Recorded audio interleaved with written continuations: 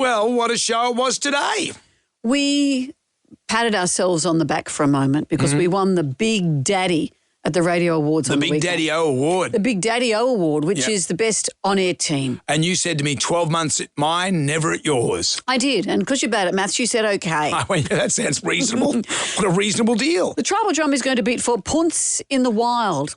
Is there a more Melbourne site on public transport and abandoned cheese board? Live bands back in suburbia, does that pass the pub test? It's all well and good if you don't live next door to a pub. Tim Winton is going to be joining us. He's got a new book out called Juice. Do you think this book is about when he bought shares, actually, in the Boost Juice franchise? Right, okay. Are you saying that because I missed that opportunity all those years ago? You were asked to invest, and what did you say? I said, no, who drinks juice? Nah. I'm going to buy this Harley Davidson instead, which I still have. It's like when you were asked to invest in crust pizza and you said, nah, who eats crust? I'm not eating that much. No. Anyway, enjoy That's our the show. podcast. Everybody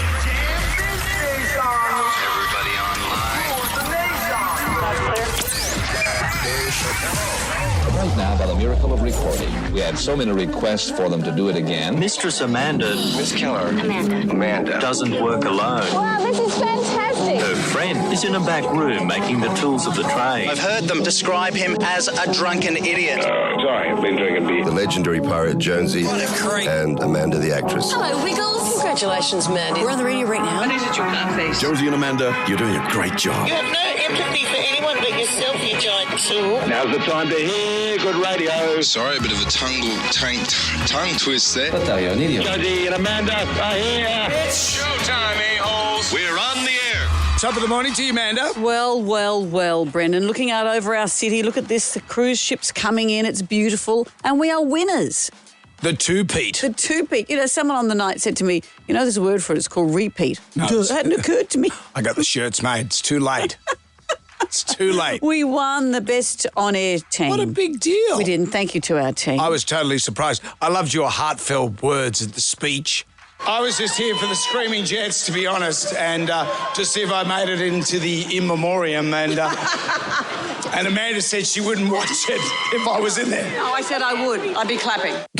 I went on to say sincere things. That was just a light. I don't even remember saying that. What That's a a light night. joke at the head. It took us completely by surprise to win that. Yes, big deal. We've won it 5 times. Someone pointed out to me, for the length of time we've been on air, we've won a radio award for being the best show 25% of the time. Well, that's a pretty poor statistic. Well, we've won it 5 times. Yeah, sure. Did you think that sounds diminishing as opposed to great? Not at all. I never thought of it that way, though. But it was a great night. It was a truly great night. Yeah. And how good were the Screaming Jets? Screaming Jets were amazing. You know, at that point, I just thought, when they came on and did better, I just thought it was just amazing. And Baker Boy started the show. Yep. The energy of that, he was fantastic. Yeah. It was a great night. I didn't even have that much to drink. I had no hangover the next day. You were a bit dusty? I talked to a lot of people. I've been going to those particular awards for a long, long time. You're not answering the question, Council. I know a lot of people in the business, and I like to think that I get on with everyone. I didn't have any trouble. There was no... No, I wasn't I suggesting had a great trouble. chat with Whipper outside the casino for some time. It was quite funny because we walked out and this woman came up to both of us and goes, where do I know you guys from? And Were you in the venue? No, we're outside, Oh, just right. outside Star. Where do I know you guys from?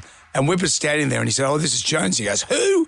And I said, and she goes, what about you? And I said, Whipper. And I said, she goes, where do I know you from? And I said, excuse me, that is Russell Crowe. You're not Russell effing Crowe. Yes, it is. Do the voice, because Whipper does a really good Russell Crowe impersonation. So Whipper just goes, at my signal, unleash hell. It's Russell Crowe. And then that's brilliant. Her bogan mates said, no, it's not effing not Russell Crowe. And then she's getting a photo. And I said, I'll see you later, Whipper. And there's Whipper in his suit surrounded by all these bogans and not Russell Crowe. Oh, that's the nature that's of being what it's about. alive, isn't it? Yeah. Oh, it was just great. Great It was night. just great. Action-packed show for you today. Tim Winton's going to be joining us. One I'm of our reading his favourite book authors. at the moment. Yeah, he's Whoa. an incredible writer, isn't he? Also- Is that your review? Whoa. Well, no, really, he has such a turn of phrase when he writes. It's quite hard to read. I've been reading Leanne Moriarty's latest book, for example, just different styles of writing. with Tim Winton, it's almost, he writes in almost like a poetic style, if that makes any sense. Is that a good thing to say to him? Don't say it's hard to read.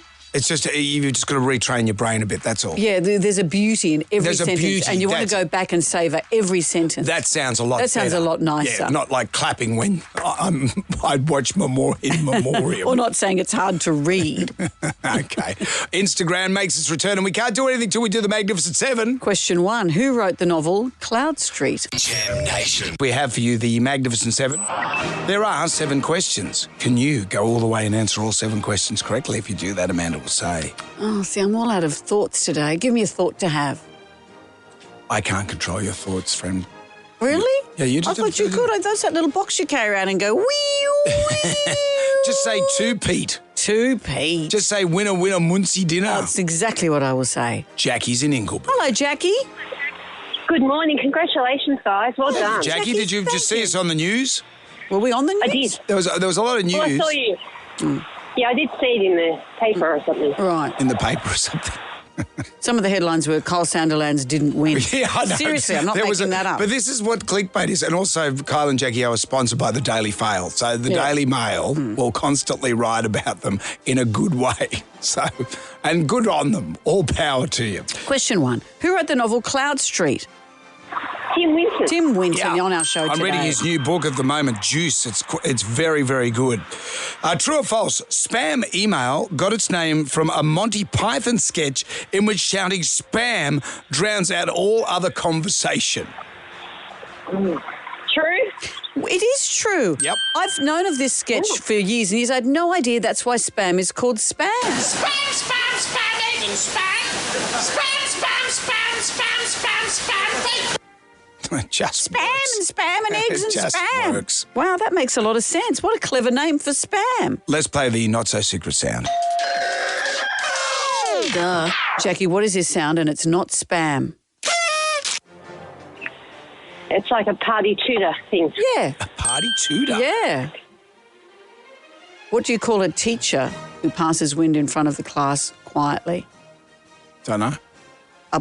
I've stuffed it. I think it's a private tutor. Okay, right. Thank See, you, Ryan, for saving me there. That's why we won. That's why we won Best Show in Australia. Are you hearing That's this? our entry for next Are you year. hearing this, Jimmy and Nath? They're over there quaking in their boots. Which country has the world's oldest national anthem? Jackie, you want to have a crack at this without the multiple choice? No, go multiple no, choice. Multiple choice. Yeah. Is it A, the Netherlands, B, United Kingdom, or C, Spain? One of them has the oldest. Spain. No, it's not Spain. I do like the Spaniards. What's the Spaniards? La Marcha Real. Sounds like spam. Miguel Maestro I was going to is say he'd be sobbing listening to that. bolt upright in bed. Sorry for that, Sasha. Que sorpresa. Got him going. What a surprise. Jonesy and Amanda. Jam Nation. Podcast. We are into the Magnificent Seven. We find ourselves at question number 4. It's going to Donna in Laylaw Park. Hello, Donna. Hello, James, and hello, Amanda. Congratulations on your win. Thank you, James, I've got something to tell you about Supermarket Sweep. Hang on, Donna, Donna. what do you got your hand over the phone? You sound like you're talking from prison. Oh, no, I don't. Hold on. Hang on, fix that up. No, I will.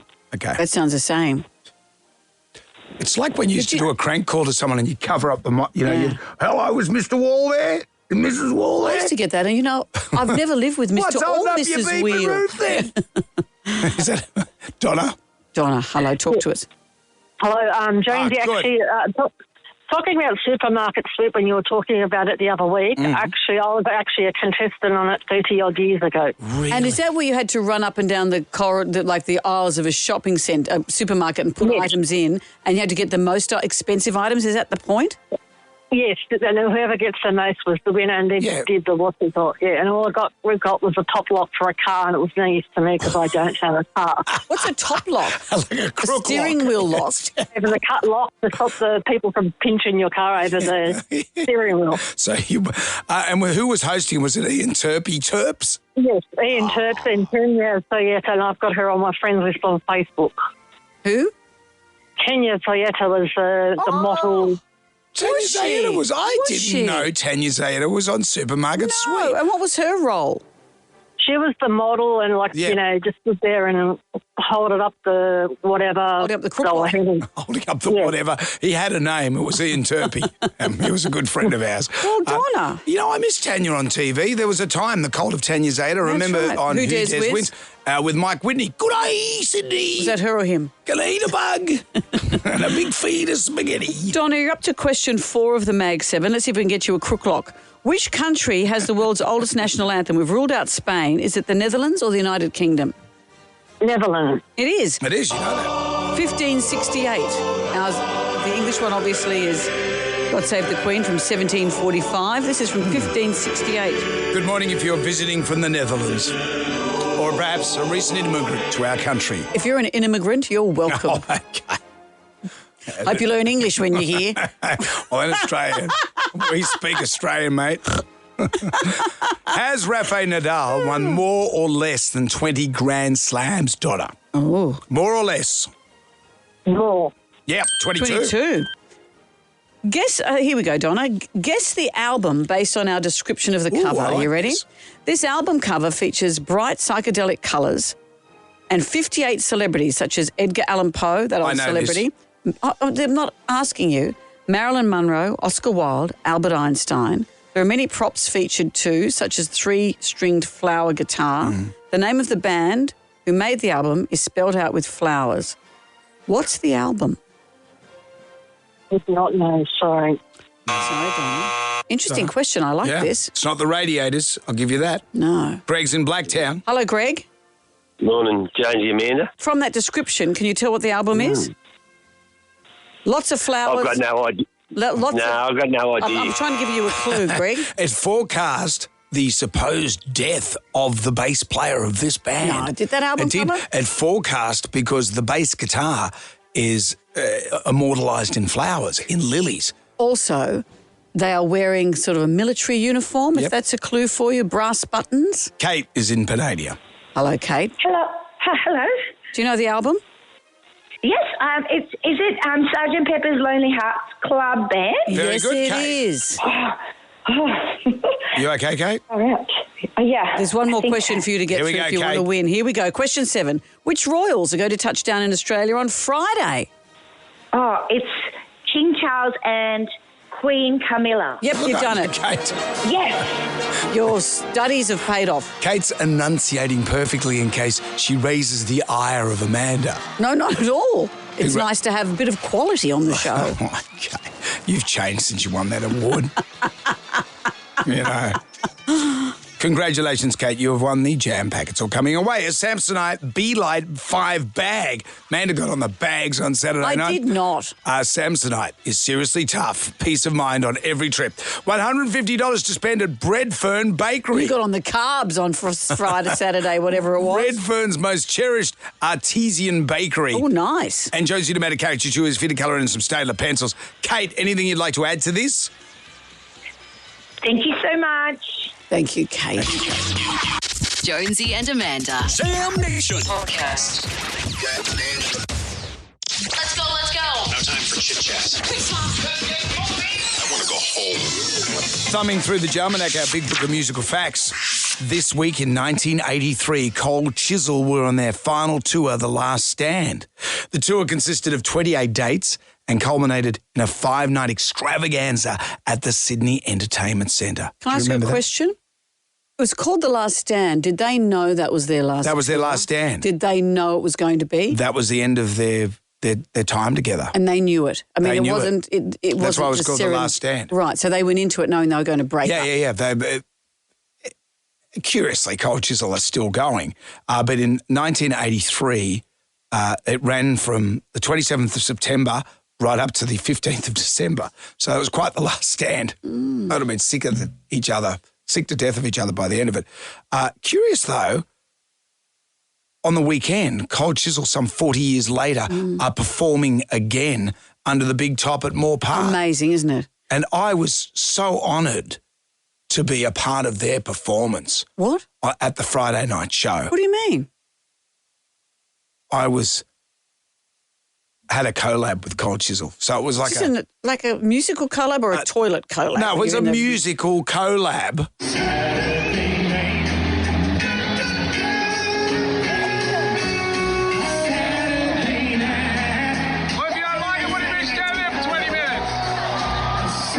Crowd loved me. You've always wanted, for as long as I have known you, to be called up to do that. Yep. And there it was. There it was. Yeah. So were you next to them on the stage? No, I was like, I had my own little area to do it. Did you call out from your seat? No.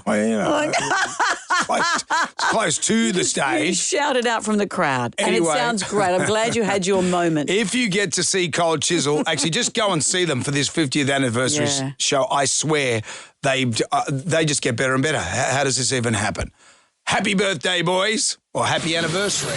Jam Nation. It was so nice to be a part of that collaboration. Although, let's just be clear here. So Chisel. Your hero's up on stage. I think big we just moment need to, arrives. I think the piece speaks for itself.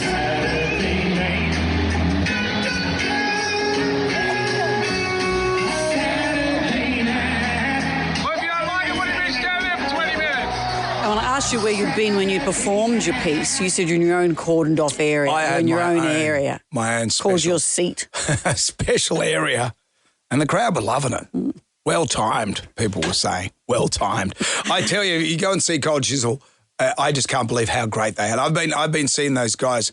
The first time I saw Cold Chisel was in 1997 because I missed the boat. When they split up in 1984, I was a bit too young to go and see them. I wasn't in that wheelhouse. They weren't in my wheelhouse musically.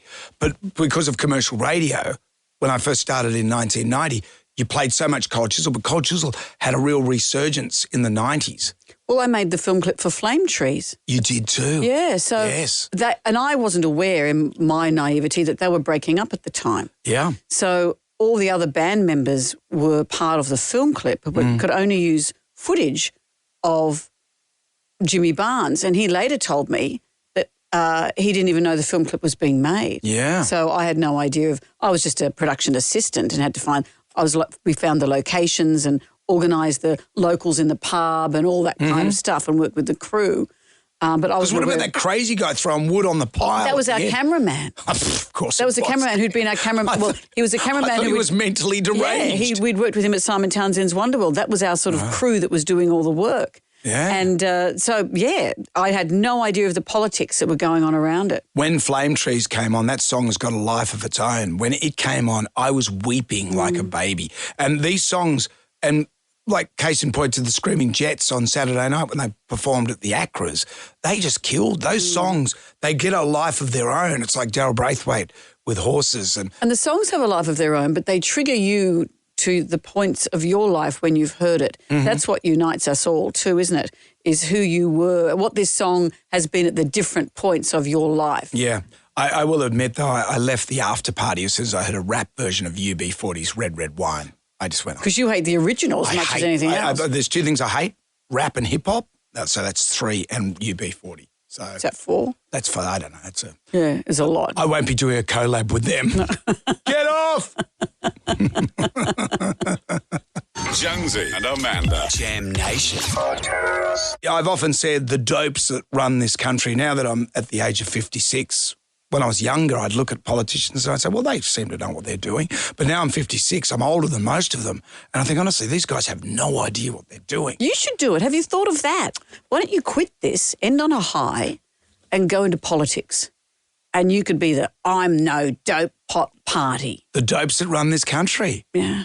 Well, that's all you got to do. You just keep repeating something and it seems to work. Would your phrase be stay in school and learn school? It would be. I find with Donald Trump, he goes, it's a beautiful country. This is a beautiful country. We have to take our country back. It's beautiful. We're trying to kill our beautiful country. It's beautiful. And if you just say that, people go, yeah, right on.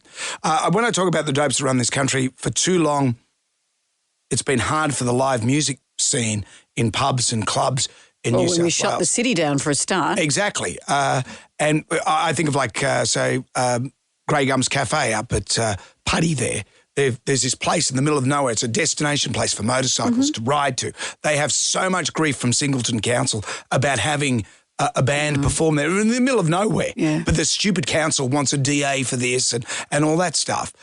There's some good news on the horizon. On the news last night, they're going to get rid of a lot of the red tape that stops a lot of performers performing in these small venues. And we're not talking about having Mexican Coke performing at a pub in Newtown. These are just small little bands performing. On the news last night, it detailed the story of this local publican. Brett Davis recently reopened a renovated Mitch Hotel in Alexandria, wanting to create a community hub. There are no pokies, no TAB, but there's also no music, even on a Sunday afternoon, because his development consent doesn't allow entertainment. That's about that solo duo and acoustic acts. It's not about creating a nightclub. It's not about having big bands. In fact, that provision means technically even a mime couldn't perform. Among other examples, for the Petersham Public House, no amplified music, even quietly, in the beer garden. Barangaroo House can't have a disco ball.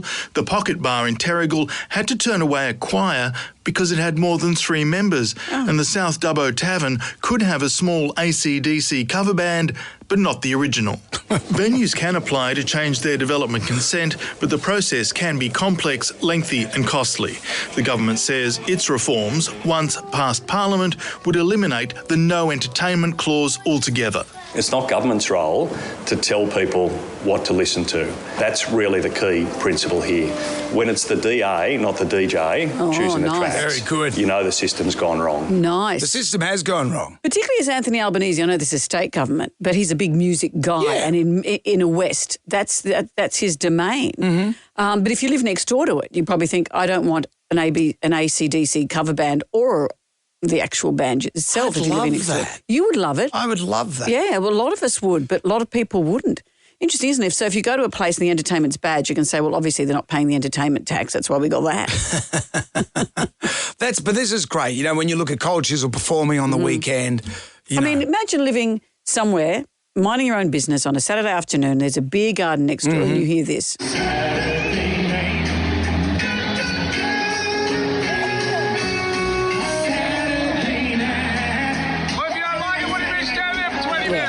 People are talking about my collab. I'd say shut it down. Already people, my phone has Let me see.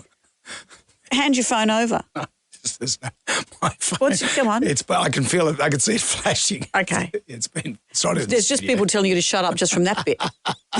The council's complaining people already. Are raving. Jimmy was weeping. He said, thank you for the collab. He said, get in, meet, thanks for the collab. I think they want me to go on tour with Even though you were in your own special area when you did I'm it. cheap to run. Yeah.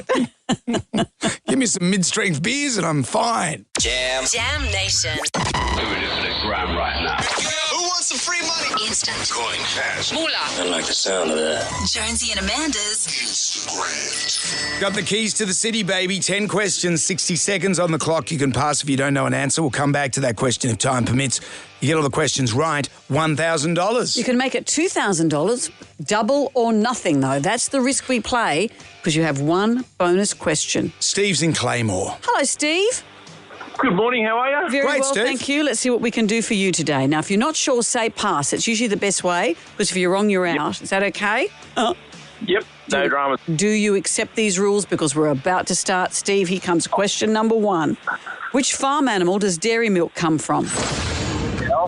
Question 2. Traditionally, what's the highest single number on a dice? 6. Question 3. Which Looney Tunes character is the mascot for Warner Brothers? Pass. Question 4. Who is the chief instructor on SAS Australia? Pass. Question 5. True or false? In a cake, red velvet flavour is a mix of chocolate and vanilla. Caramel. Sorry, that's a true. No, it's true or false. No, it is true. Yeah, it is true. Yeah, it is true. But in a cake, red velvet flavour. I didn't know that is a mixture of chocolate and vanilla. I didn't know that either, Steve. That was a bit of a head jam. You had a little bit of a little brain fart there. Question 3. Which Looney Tunes character is the mascot for Warner Brothers? It's Bugs Bunny. Bugs Bunny. Yes, And the Steve. chief instructor for SAS Australia was Ant Middleton. You soft-bellied celebrities, I've taken lives, I've saved lives. Etc. Steve? Yep. Yeah, I know. Don't be No, it's all disappointed right. with yourself. You got 100. you didn't. No, you did not. It's hard. It's hard. You've It's got hard. $100 to be getting on with. Thank you, You did Steve. well, mate. All right. Cheers. Thank you. Thanks, Carry on, Steve. mate. Oh, Carry Steve's on. disappointed in himself. I can Don't beat hear it. yourself up. It's okay. Jonesy and Amanda. Jam Nation. Podcast. I saw a hilarious photo the other day. It says, this is possibly the most Melbourne image ever. Public transport littered with an abandoned cheese board. And there's a photo of the floor. There's a cheese board, there's a piece of cheese and a knife scattered across the floor. That's nice. Remember that footage of that guy at the footy? And everyone around him was eating pies and sausage rolls. And he unpacked from his bag an entire charcuterie board. It's good when you see like a ploughman's lunch. When you see a Poonce in the wild. Poonce in the wild. Poonce in the Your wild. daughter was once a Poonce in the wild. My daughter is still a Poonce in the wild. Well, she was about 5, remember, at the other Yeah. radio station, and we were having a barbecue. Yep. And someone had bought a big crate of oysters and blue cheese, as well as all the usual barbecue salmon things. and caviar all that. and all and that I looked junk. over, and she had a plate of, she was a kid, She was like a plate 5. of blue cheese and oysters. And a lot of the adults weren't going near Yeah. it. Also, oysters in a park. Yeah, I'm not sure. Rome's always had a very exotic palate. Yeah. I think this is something the tribal drum Let's could do think it. How we'll call it this. Poonce in the wild. Oh, lovey! The greatest Poonce in the wild there. When have you First seen and a Hal the Poonce Third. in the wild? If you're a man of the match, a Shandon Sydney Harbour long lunch for 2. Oh, you could be a full Poonce. Get on board the Jackson Sydney's hottest super yacht this spring. Jam Nation. Well, I saw a photo and it says possibly the most Melbourne image ever. Public transport littered with an abandoned cheese board. So good. They're everywhere. Poonces. Tribal drum is beating for Poonce in the wild. Oh, lovey! Katrina has joined us. Hi, Katrina. Where did you see a Poonce in the wild? My little son, he went to a friend's birthday, and they all had pizza for lunch. And he didn't want to get his hands dirty, so he asked for a knife and fork. Oh, little Lord Fauntleroy. I know. Did he have to flush his own head down the toilet? Isn't he sweet? Oh, that is cute. That is the cutest That is cute. That'll be spoken about for some time, I'm sure. And sometimes when you eat pizza, it's good to eat it with a knife and fork. When you're 6 and at a party, I don't know, it's going to be talked about. Yeah, Katrina, thank you. Thank you, Katrina. And we've withheld his name as well, just so, it doesn't blow back on him. No. Tennille has joined Hi, us. Tennille. Good morning, guys. How are you? Great. Who's the Poonce? Well, I'm ringing to dob in a Poonce, but bloody hell, I use a knife and fork as well. On the pizza. Oh, there you go. I think But anyway. I think a 6-year-old doing it's different because at that age you shouldn't care about being dirty, although we wish our children did. So tell me about you, Tennille. Who's the Poonce? I have a family member who will remain unnamed because they listen to your show. Mm-hmm. And they take their 2 dogs to the dog park every day. But because they live in quite a hilly area and they don't want to be tired when they get to the dog park, they have a daily Uber. Love it. Oh, lovey! Love it. I've been known to do that. If I drive to the gym and I can't park closely enough, I go home. Yeah. Am I a Poonce? Lazy Poonce. lazy. You're a I lazy love Poonce. that. So they get an Uber to the dog park. That is brilliant. Love it. We're going to take more of your calls. Jonesy and Amanda. Jam Nation. Podcast. Today's going to be a great day. Beautiful day. It's a glorious day. That's easy for you to say. Some of us have a hangover. An abandoned cheese board on a Melbourne commuter train has raised our interest today. Poonce in the wild. Oh, lovey! When have you seen them? What were they doing? A friend of mine said she was at a restaurant the other day and sitting outside, and there's a woman who sat at the next table who had a dog on a lead, and a very ornate lead. The woman herself was covered in Versace logo, but she also had a cat, a bejeweled cat on a lead in a restaurant. Was she planning world domination at all? Not sure. Brad has joined us. Hello, Brad. Who is the Poonce? We went to a grandparents' day and we were told to bring snacks. And so I brought KFC the lazy way. Parents bought cookies and sandwiches.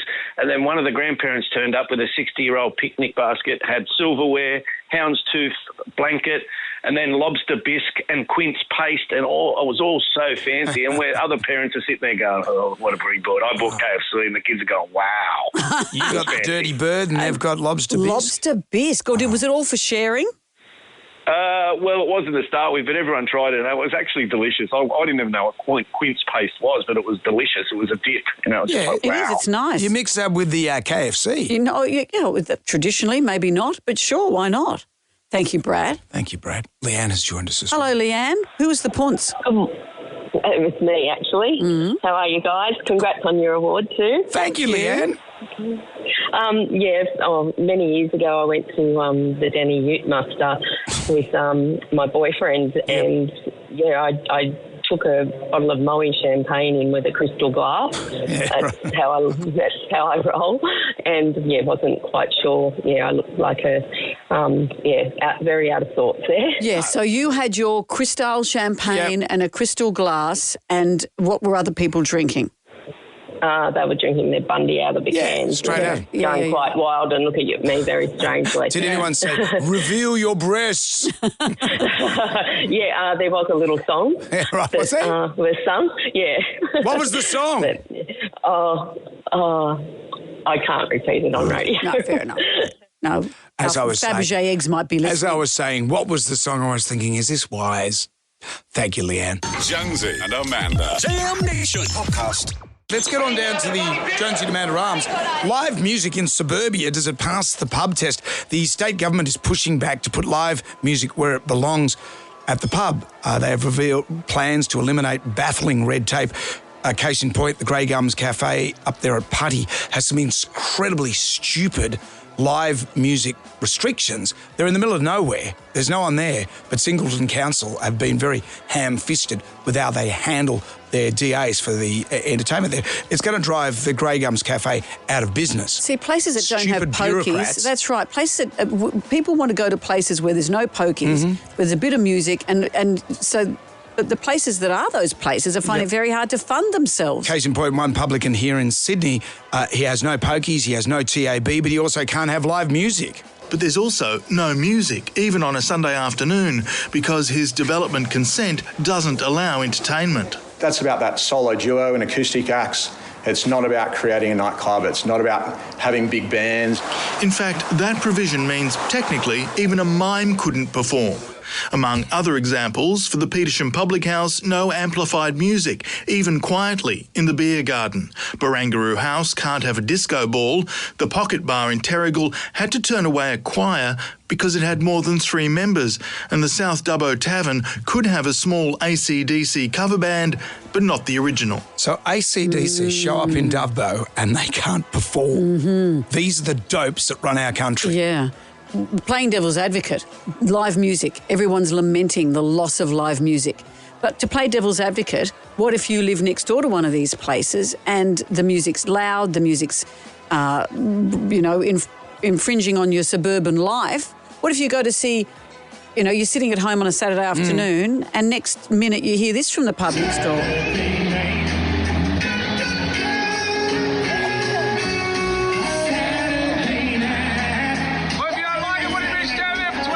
You hear Brendan Jones shouting out above the jukebox. No, that's Brendan Jones performing with Cole Chisel. Collab, you said. And I said, were you up on stage with him? And you said, no, I was in my own special roped off zone, which is seat. My phone has been running off the hook. My with phone. What? Just, offers coming in and people just, Just what? My phone, have a look. It's the council I'd saying, show you, it's a council saying stop. I prefer a disco ball. I'd show you, but it's doing my time lapse at the moment. Well, let's put it to you. Live music in suburbia, does it pass the pub test? Jam Nation. I demand entertainment. Are you not entertained? Put on your dancing shoes. Now give me your best shot. That's entertainment. From the Daily Oz, she is the editor. Em Gillespie is here. You are the editor, aren't you? You keep making a face when I say that. It's just, You haven't been demoted. No, just imposter syndrome. I don't know. You make it sound very important, and then we talk about El Presidente. Thank you. Yes, well, it's actually El Presidente on the LinkedIn, so thank you, Amanda. Thank you.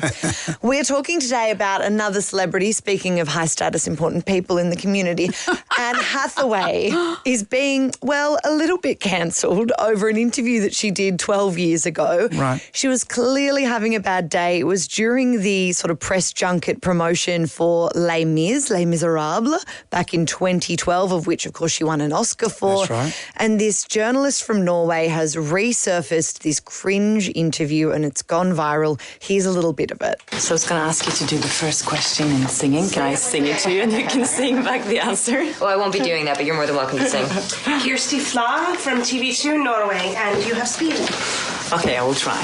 So were there any awkward moments like this on the set because you had to sing and not talk? Do you feel that love was more passionate back then, or people would sacrifice more for love than we do today? No.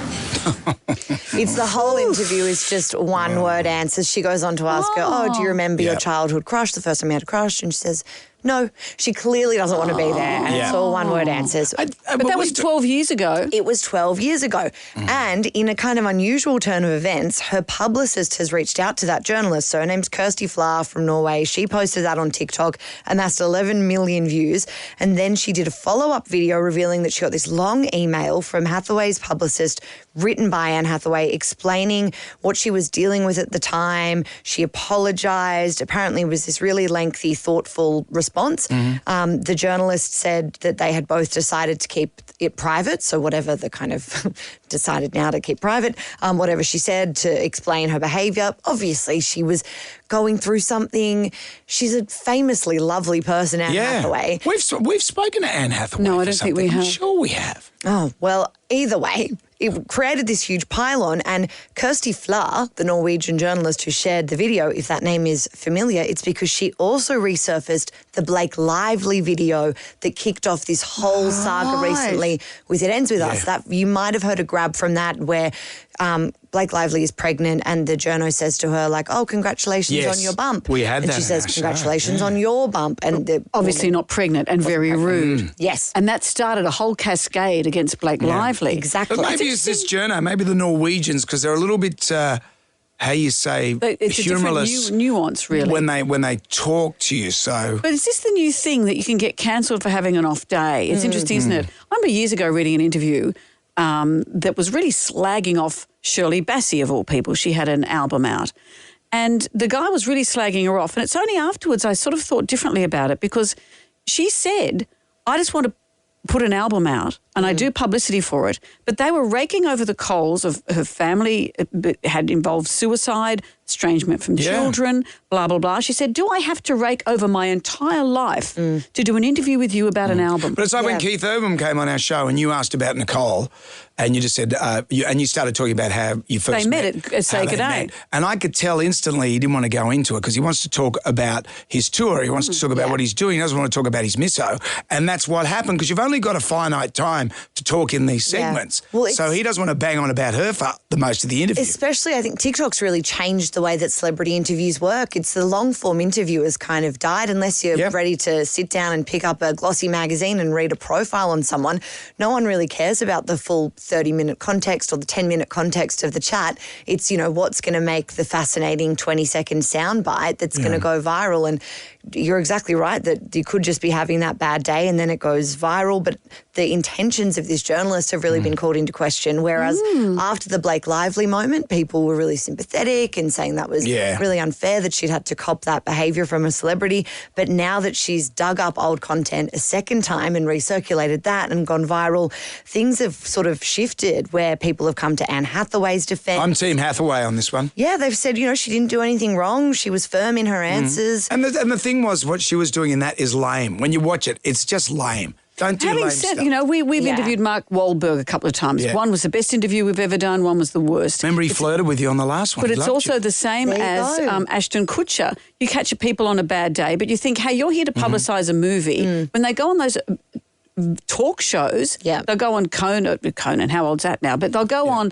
that stuff, Jimmy Kimmel, and give Graham everything. Norton. Yeah. And give everything. Oh, they give their best, exactly. Yeah, so it's frustrating when you don't get something from them. Yeah, and I'm sure for the journalists it feels awful. You walk away and you think, oh, wow, that was my hero and I met them and they were awful to me. But, in the context of that famous person's day. They might have 3 hours of That's exactly right. 5-minute blocks. Yep. So I forgive them for that. That's absolutely right. I think we've just got to be a little bit more forgiving, ask ourselves, okay, what's the broader context of this? Yep. What else have they done? If, loads and loads of interviews come out and we start to think, all right, this person doesn't know how to treat people in the media, or they don't know how to do their job well, or they're not very nice, then you get a reputation. Yeah, sure, it's worth calling into question. But I think, one TikTok that shows Anne Hathaway having a bad day. A little bit, bad mood. I don't know. I forgive her. That's why I stick with, what do you think of Australia so far? Because that doesn't take up any time in an interview. Keith Urban comes in. What do you think of Australia so far? Yeah. Is this your first time here? Do you like Australia? Do you love it? Are you going to live here? I think some Yanks would think you were saying sofa. They wouldn't understand your accent now. JD Vance and his ears would prick up. I'm going to tell you on that sofa. Thank you, you big editor machine, you. Thank you. Em Gillespie from the Daily Oz. Jonesy and Amanda. Sam Nation. Podcast. We're not gonna take it. I want you to get up right now. I feel like I'm taking crazy pills. Go to your windows, open them, and stick your head out and yell, I am as mad as hell. I'm not going to take this anymore. Live music in the pub. Does it pass the pub test? The state government is pushing back to put live music where it belongs, the pub. They've revealed plans to eliminate baffling red tape. The red tape's ridiculous. Just ask poor old Kim, who runs the Grey Gums Cafe up there at Putty. It's actually mental. And people who are trying to run pubs that don't have pokies in them and don't have all that kind of stuff are finding it financially. It's so hard. This poor publican, he's trying to create a community in his pub. He's got no pokies, he's got no TAB. But there's also no music, even on a Sunday afternoon, because his development consent doesn't allow entertainment. That's about that solo duo and acoustic acts. It's not about creating a nightclub. It's not about having big bands. In fact, that provision means technically even a mime couldn't perform. Among other examples, for the Petersham Public House, no amplified music, even quietly, in the beer garden. Barangaroo House can't have a disco ball. The Pocket Bar in Terrigal had to turn away a choir because it had more than 3 members. And the South Dubbo Tavern could have a small AC/DC cover band, but not the original. I know, it sounds ridiculous. It's crazy, but that's all well and good, but what if you live next door to a pub? This is the devil's advocate part of it. I think live music would be wonderful, but say that you're at home watching Tipping Point, for example, pub next door, and you hear this.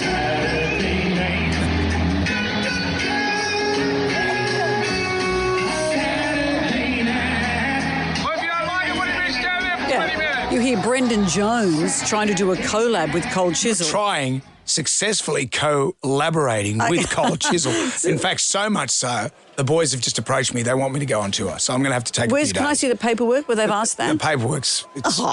Yeah. Jimmy said, Meath, what are you doing? So, live music in suburbia, does it pass the pub test? Yes, it does. If you live near it, take advantage of it. Join in, as life is too short. Enjoy it, I say. I think it passes the pub test if you bought a place and you pull on your next door pub with the possibility of live music coming back, well, that's your own problem. But look at it this way, you get free entertainment. Of course it passes the pub test. Where's the avenues for the young people to get their music out there these days? There's no countdown. There's no pubs for them to play in. There's no venues, We've got to give our young artists in Australia a chance to get their music out there. Well, I think they definitely need to bring it back. I think Sydney's not the same like it used to be in the old days. I think all the pubs, they benefit from having live bands. You're going to attract a lot more people. You're going to, those businesses are going to be doing well. Yeah, bring back the bands. Bring back the bands. Thank you for all your calls. Jam Nation. And we did win a big award on Saturday night. We'd been, I didn't think we would. And you were saying, we'll go for the two-peat. And someone on the night said, it's called a repeat. It hadn't occurred to me that a two-peat was a repeat.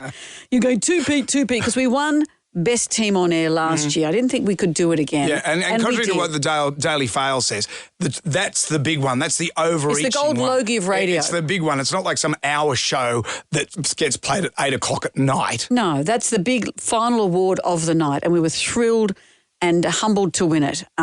So thank you to our team for turning up every day and helping us do what we do. So, yes, WS won a lot. Best on-air team. Best digital content creator is Jenna Benson, our digital Jenna. She also won Digital Team of the Year. That was you and me and Jenna. Best music host, Ugly Phil O'Neill. The whole room erupted for him. A lot of love for Ugly Phil. Yeah. And it was a big deal, wasn't it? And because it's the only award where you get to make a speech, so you have to quickly scramble as what are you going to say? Because I think I was about 6 beers deep when the announcement came. The best on-air team for Metro, the ACRA goes to Jonesy and Amanda. So, quite frankly, as I said in my speech, I was just there for the Screaming Jets. I was just here for the Screaming Jets, to be honest, and to see if I made it into the in memoriam. And Amanda said she wouldn't watch it if I was in there. No, I said I would. I'd be clapping. Oh, and I just said that I don't even remember having said that. I said that as a throwaway joke. Did I say more than that? I can't even remember. Actually, you did say some very heartfelt stuff. Did I? We often talk about the difference we make in listeners' lives. I just want to say a word about the difference it makes in my life, is that having somewhere to go every day, and we all have this thing. I learnt this great word the other day. I probably said it to you recently, is that the word sonder, which means that the realisation that everyone is going through a complex life. And we know that through our listeners, we know that through our friends, we know that through all of us. We're all going through stuff, and that we share it together on air and off air. And in this industry is an amazing thing. And we all know that when you go to work, you set your intention on the way into work and want to be your best self for everyone else, but it also is your best self because it saves you as well. And so what an accolade. I love working in radio. I love the job I have. I love the team I work with. I love ARN, and thank you so much to all of us here. Thank you. And Brendan, I love you too, although I want to cheese grate your face every other day. You've got some glitter in your cleavage. What a perv. You had a bunch of glitter in your cleavage. That glitter, that stuff, my skin is still stained with it. Oh, is it? Yeah. It's like a tat from the night. No one wants glitter in their cleavage. Did you get it in your bot? That Kardashian look you were going for? I thought it was brave. It was very, very brave. It was a great night. Jonesy and Amanda. Jam Nation Podcast. Oh, our next guest is a favourite of ours. He's an Australian icon, so much so that Tim Winton has been named a National Living Treasure. The acclaimed author has written over 30 books during his 40-plus year career, earning him the Miles Franklin Award 4 times. He's back with a new book called Juice, and we're thrilled to welcome him to the show. Tim, hello. G'day, how are you? Great, thanks, Tim. We love apocalyptic, sort of futuristic books, and I'm just churning through this thing at the moment. I just love it. Yeah, tell us about Juice. Well, I mean, it's a kind of an adventure story, really, and a kind of a survival story. It starts off with a guy who's plugging away on his sort of homemade vehicle through a pretty blighted sort of landscape, and he's got a kid with him who's, as it turns out, not his kid, but he's responsible for her. And he's looking for somewhere safe to stay. Really, he's just looking for some kind of settlement that he might be able to rest in. He's a kind of a internal refugee, if you like. If you like, he's become homeless and landless, and he's from the north of Australia, and he ends up further in the south as the weather changes, and he's just trying to find somewhere to sort of somewhere safe to be, because things are going very quickly down the dunny. Well, you talked about as the weather changing. It's interesting. You say Juice has been described as a love letter to Australia and a hate mail to those who lay waste to the earth. But I read that you resisted writing it for a long time. Why was that? Well, it's a tough subject. I mean, who really wants to write about the end of the world, or the possible end of the world? So it's pretty confronting. It's a kind of it's a vision of hell, if you know what I mean. I mean, it's basically, the people in my book are sort of having to deal with a kind of world that, I don't want to see come about. And so I guess I've just, with the help of the science, just tried to imagine my way into a possible future if we don't pull our finger out about taking meaningful and urgent action on climate change. And the book depicts, how far into the future is this? I'm trying to think, is it 100 years ahead of where we are now, or 50, or? I think it's probably more than 100 years. I mean, I think. I'm probably dancing around in the book, not being too specific on that front, because because, you know, a lot of records have been lost and people are not sure where they are really by this stage. You know, society's broken down and... but I think we're finding that things are changing very quickly. So all the worst predictions that people were making, you know, when I was in high school, not only have they come true, that things are much worse than people predicted already. I mean, we've had winter temperatures in the north of Australia in the 40s this winter. Yeah. Yeah, and if you go to, like, when I worked over in Western Australia to Karratha, admittedly it's been a long time since I've been there, but there was one day it was like 38 degrees. In winter? No, not in winter. No, winter you'd get a beautiful 29 38 degrees? 38 degrees Celsius, like every day. That's just your day, 38 and fine. But well, we're going to make parts of the world uninhabitable. But in this book, it gives you, it's you can't even live above the ground. All the people live underground because the heat is such, and all the water table, the salt waters will come up and take away all the fresh water. So these are the things that you go, whoa. Yeah, look, I don't think people have in Australia have really much of an idea of what's going to happen. The northern part of Australia will be uninhabitable, and of course they're all going to end up in Melbourne and Sydney. And I don't know if Melbourne and Sydney's ready for that. I mean, everyone runs on about stopping the boats. How are you going to stop the utes? Stop the utes. Yeah, amazing concept. That's but also, right. Tim, can I ask? Because go. Because when I look at futuristic stuff like Mad Max and stuff, you know how they dress in Mad Max. At what point do they change into the outfit to the leather stuff?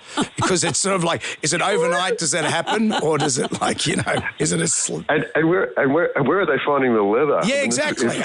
If cattle become completely unable to. Be raised, where are you going to find the leather? Unless you've got a nice pleather factory set up somewhere. Leather factory. In the future, it'll be pleather. Can I ask you this too? Yeah, Tim? that's right. As a national living treasure, does that mean that once a year they put scaffolding around you and get rid of the bird poo or something? Oh, yeah, well, I mean, you'd think that I'd look after myself better than I do, but yeah, when the cherry picker comes out and they've got the jet, they've got the jet cleaner. Your own unit for the jets. In terms of a dermabrasion, it's very extreme. It's true. When they break out the gurney on Tim Winton. That's right. You know, they just knock all my freckles off. Well, you don't want a gurney near your freckle. Tim, it's great to talk to you again. The book is fantastic. I'm just enjoying it. It's such a page turner. It's at all good bookstores. It's called Juice. Tim Winton, thank you for joining us. Pleasure, guys. Have a good morning. Thank you, Tim. Carry on. Jonesy and Amanda. Jam Nation Podcast. Are we ready? I was born ready. Ready, willing, and able. Let's go already! Okay, I just wanted to make sure that I was ready. It's like we've sort of become a bit of book club in here today. We just interviewed Tim Winton and his new book, Juice. I've also been reading a book called From Here to the Great Unknown, a memoir. This is a book that Lisa Marie Presley had started to put on tape some of the bits and pieces for a memoir that she didn't get to finish. And her daughter, Riley Keough, has compiled it. So it's written by Lisa Marie, her bits in her first voice, and Riley and her feeling about it all. It's quite an extraordinary and sad insight into Lisa's life. We'll talk about it next. Won't be how they wrapped up Game of Thrones and then she died, the end. Well, spoiler alert, you know she's dead. Of course. I'm looking forward to your review. That's it. Jonesy and Amanda. Jam Nation. Podcast. So I was reading this book. We've interviewed Lisa Marie Presley before and found her engagingly funny and warm and surprisingly charming. Did you agree with that? Yeah, very much. Yeah, and so I've been reading this book. This is bits of a memoir she set out to write that she recorded bits for. And then when she passed away, her daughter, the actress Riley Keough, has taken over, and there's bits from Lisa Marie and bits from Riley, and it's called From Here to the Great Unknown, a memoir. I just thought I'd read out a few bits and pieces, such an insight into her life. She talks about how, she says, my mum, meaning Priscilla, so this is Lisa Marie saying, my mum was an Air Force brat. She met my dad at 14 and her parents allowed it. It was a different time. Back then, women were admitted into the hospital while they were in labour. They'd get knocked out and wake up with a baby. She went into hospital looking glamorous, beautiful, and when she came to, she was handed a child. She didn't want to gain pregnancy weight. She thought she wouldn't look good as Elvis's wife. There were many women after him, all of them beautiful. She was so upset when she was pregnant that she initially said she'd only eat apples and eggs to never gain weight. I was a pain in her ass immediately, and I always felt she didn't want me. Oh. I believe in energy in utero, so maybe I already felt her vibe of trying to get rid of me. At the time, she didn't have great maternal instincts. So she's hard on Priscilla through all this because during all of this stuff, when she was a kid, she spent a lot of time, her dad indulged her with everything. That he'd wake her up in the middle of the night and say, let's go on the golf carts. And they'd get on these golf carts and just ride around. He'd shut down an amusement park for her. They'd sleep all day and she'd get up in late afternoon and everyone would be asleep, but they'd party all night. She was a little kid when all this was happening. And then when her father died and her mother kind of tried to put when the parents broke up, she spent a lot of time with dad, and then when she was with mum, her mother tried to be more strict with her and she felt her mother was cold and brittle. But Lisa Marie would have been, 9 when Elvis died? Yeah, she was 9. And so this is what she said here. She said that when her father died, this is the quote, that was the first time I really felt the loss, obviously from my dad passing, but more than anything, I felt I was stuck with this woman. It was a 1-2 punch. He's dead and now I'm stuck with her. So her whole life changed a lot. And you could just see she was this kid who had everything but had no anchor. She didn't listen enough, or as she says later, she got on with her mother afterwards when she was a mother herself, but she careened all over the place and didn't want discipline. She'd scream and scream until she was taken out of school. She was all over the shop and was looking for an anchor and couldn't find one. Yeah. And bizarrely, she found an anchor in Michael Jackson. And she says that was the most normal she ever felt, which just shows you how crazy her life was. Are you kidding me? And she said when he didn't have the artifice around him, he was really normal. And he was the person who reminded her of her dad. Red flag much. But she said here, he knew I understood him, that we really connected because I didn't judge him. I completely got who he was and why he thought the stuff he thought. We'd come from and we were now in similar circumstances. Everything about our lives was incredibly abnormal. There was no reason why we shouldn't connect. How did they meet? Well, they'd met first of all when she was a little kid. She didn't remember any of it. He remembered every detail, even the dress she was wearing, everything.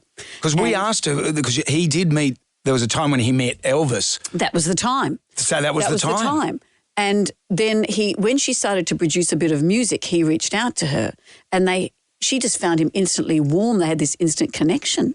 Extraordinary. And by then she had 2 little kids with Danny Keogh and she went home and said, I'm marrying Michael. It was bizarre. Was she still with Danny? Yeah, well, kind of bit on and offish, but she said, hey, how about this? I'm going to marry Michael. Here's some news. Yeah, here's some news. And she said this is from the book. He told me he was still a virgin. I think he had kissed Tatum O'Neal and he had a thing with Brooke Shields, which hadn't been physical apart from a kiss. He said Madonna had tried to hook up with him once too, but nothing had happened. And so they were actually, she says it was a very loving, normal relationship in the midst of all of that. But then he was desperate to have children with her and she didn't feel right about it. And this is a quote. He said, if you're not going to have children with me, then I'm going to find someone who will. He would also say, Debbie Rowe told me she'll have my children. To which my mother, because this is Riley telling the story, to which my mother would respond jealously, go and beep Debbie Rowe. And this is what Riley says, all I knew of Debbie was that she was a kind lady who helped me with my ear infections. Wow. Well, she was a nurse. What about this bit? Can I keep reading? Tell me when I'm boring you, because this bit's so fascinating. That Michael was about to do an HBO special. This is Lisa Marie writing. He didn't want to do it. He feigned a fall and went into hospital. And she started to get a suspicion he was taking some industrial strength drugs. What gave that away? Well, I'll tell you what gave that away. I flew to New York where he was in hospital and was with him every day. His mother was there too, along with his team, including his own anaesthetist. Right. And she said, no one has their own anaesthetist. Every hospital has their own. This was a red flag. Propofol, anyone? She said he needed Demerol he was taking, which is a giant opioid. She said he needed someone around who could legally administer the drugs. Anyway, the whole relationship started to fall apart. And this is a really sad insight. This is one of the things she wrote, that she had a son called Ben with Danny Keogh. And from the minute he was born, he was everything to Lisa Marie. And she said here, Ben was similar to his grandfather. This is Lisa Marie saying he was similar to Elvis. Yeah. Very, very similar. He even looked like him. Ben was so much like him, it scared me. I didn't want to tell him. I thought it was too much to put on a kid. We were very close. He'd tell me everything. I had the same relationship with Ben that my father had with his mother. It was a generational effing cycle. She said Gladys loved my dad so much she drank herself to death worrying about him. And then my dad had his demons and acted on them. I have everything in me that wants to do the same thing. And my son's got that same genetic makeup. Ben didn't stand an effing chance. So Ben's dead, isn't he? Ben took his own life. He was the sunshine in their lives. He started, when she, at the age of 40, got a drug addiction. And Ben was so close to her, watching her fall into a spiral, put him in a bad place. Gee. That's what happened there. And in the midst of all that, you're hearing these stories about her marrying Nicolas Cage. Have I got time to tell you that bit? Not really. We've got more. How about I'll give you the rest tomorrow? You're hooking us through. It's like Amanda's bedtime stories. Nick bought my mom, this is Lisa, this is not Riley. Nick bought my mum 2 beautiful old cars, a 1959 blue Corvette convertible and a Cadillac from the 60s. We went on lots of trips. On one of those trips, she and Nick got into a fight and her $65,000 engagement ring ended up in the ocean. A diver was immediately called out to find it. There was no chance, so he bought her another bigger, more expensive ring after that. It just goes on, and the cycle of addiction, and it's such a sad story where no one has any inner love for themselves. It's an incredible book with more juicy bits, but we've run out of time. No, we haven't run out of time. Shutting me down. I'm not shutting you down at all. You can do whatever you want. Well, let's keep reading. Tune in tomorrow, kids, for more of Auntie for another Amanda's instalment. Stories. We're all gathered around. Look at Gemini Ray sitting. He says, "Who's Elvis?" I need a coffee. Jam Nation. Everything's peachy pie. Everything feels great. Thank you for all the accolades for winning best on-air show in the whole wide world. That's a big deal. when you hear some of our content, you know exactly why we won. Do you know what got us over the line? Digital Jenna just said, this is what got us to win out of all the radio stations in this country and the breakfast radio shows. This is what got us over the line. Do you want chicken salt on that, on your barbie chicken, or do you want it on... On your what? Barbie chicken. Do you want it on your barbie chicken? What do you mean? That was on our tape. That is what got us over the line. Wow. That's what got us to win. Wow. You should hear the other stations. Everybody shout! Come on now, sing out! It's time for the ghoulies get together. $20,000. That's what you will win if you're our favourite ghoulie of the year. That's a lot of barbie chicken. What have we got? Well, what gets my ghoulies is the Google Maps for the walking mode.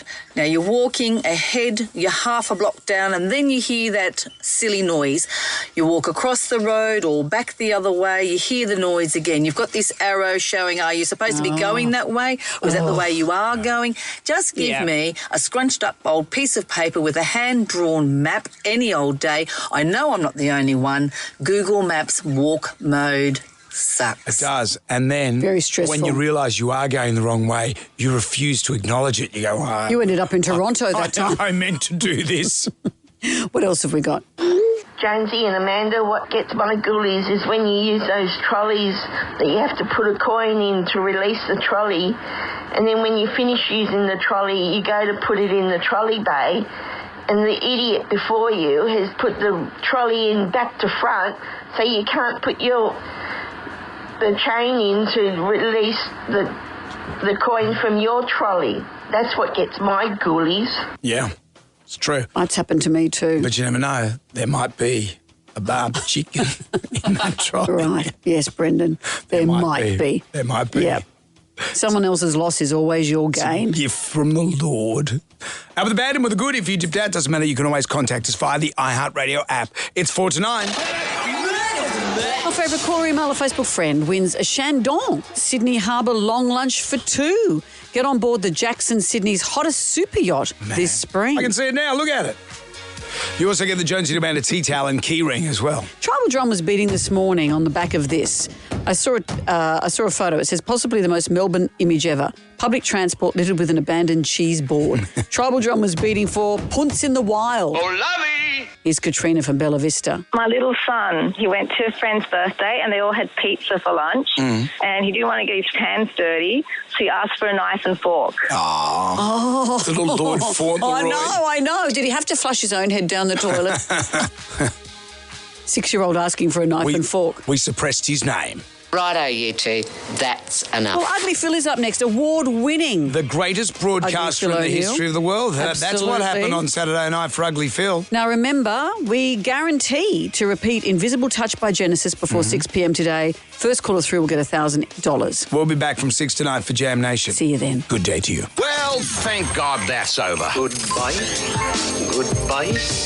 Wipe the tears, baby, from your eyes. Catch Jonesy and Amanda's podcast on the iHeartRadio app or wherever you get your podcasts.